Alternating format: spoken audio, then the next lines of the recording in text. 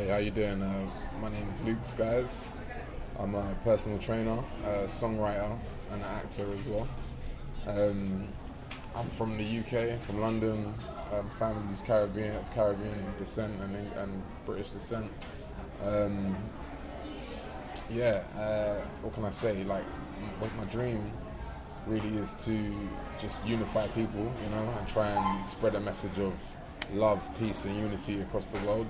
Doing that through creative avenues like music, So that's my dream really, is to just spread that message of positivity, spread that message of love, and of truth. You know what I mean? Spreading truth. Try and bring people together rather than divide. And I think the best way to do that is music, because I think music is a powerful tool, powerful frequency. You know what I mean? As long as you're channeling the right frequency. A lot of people aren't on the right frequency. You know what I mean? That's just my opinion. I might be wrong, but I'm trying to get on a frequency that raises people's vibrations rather than makes people feel less confident, or makes people feel insecure or feel negative. We want to raise people's vibrations, make people feel blessed, make people feel good, feel confident about achieving their dreams. And the last one? I live in northwest London, Holston. I grew up in northwest London,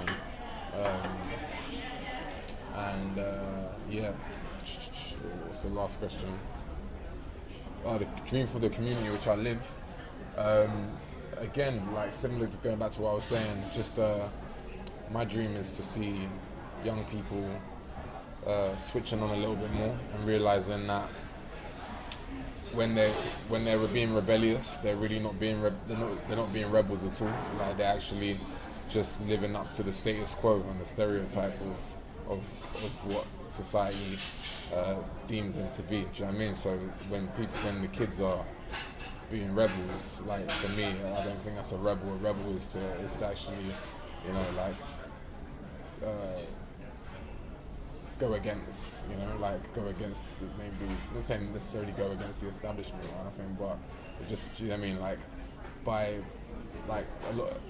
Everybody wants to feel part of something, right? So that's another reason why there's gangs. People want to be kids are growing up, and they don't feel accepted in this society that we live in. Especially kids of ethnic origins, African, Caribbean, Asian, often don't feel accepted in society. London's a small place, and there's a very kind of tight-knit situation going on where, the people that get the good jobs are the people that go to particular schools, and those particular schools, the same way the politicians all know each other, they all went to Eton, similar. So that's a very similar way it works for lots of wealthy kids that go to private schools, and then you've got, kids growing up in more poverty and in more poverty-stricken areas, and therefore they don't get those opportunities. They go to schools which aren't really, haven't really got their interests at heart. Often the teachers don't really understand them. So then, I used to work in a school. I used to mentor kids as well, and I often saw teachers just didn't know how to handle kids. And I was in a primary school, right?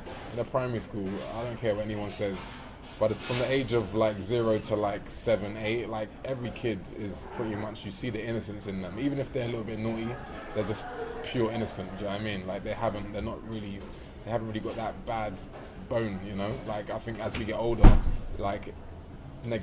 negative thought patterns and negative traits start to materialize, and then we start to develop into ourselves. But at that age, we're still so innocent. You know what I mean? The innocence of a child. So I saw teachers not really understanding how to deal with kids that may have just been a bit hyperactive, and then you see the same perpetual thing happening with kids, especially black boys, basically ending up getting kicked out of the class, and then living up to that stereotype of a stereotype, because that's what they're accepted as being. That's where they get the attention. They get attention from doing the wrong thing. So it's about changing thought processes in our communities, and showing that it's cool to be smart. It's actually not cool to be it's actually cool to be smart and intelligent and read. Do you know what I mean? and then also the main most important thing taken away from the schools is actually it starts at home. Do you know what I mean? No matter what's against you, no matter if teachers against you, society's against you, whoever's against you, the main if we have a strong family structure, then nothing can break that. Do you know what I mean? Like, that's why we need to see more parents, like, you know, not having children if they're not in a stable situation where they're gonna both support that child. You know, a boy needs a dad and needs a mother, and same as a daughter needs a mum and a dad as well.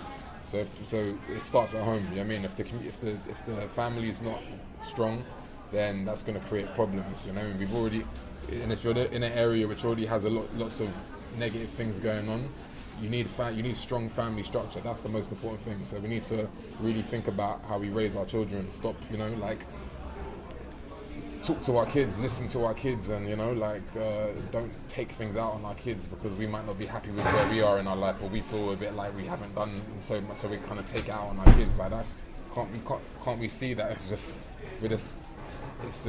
like a hamster wheel. We're just doing the same thing, nothing's changing. So we need to really, like, break the chains of those things and start to put positive energy into our children. You know what I mean? That's it.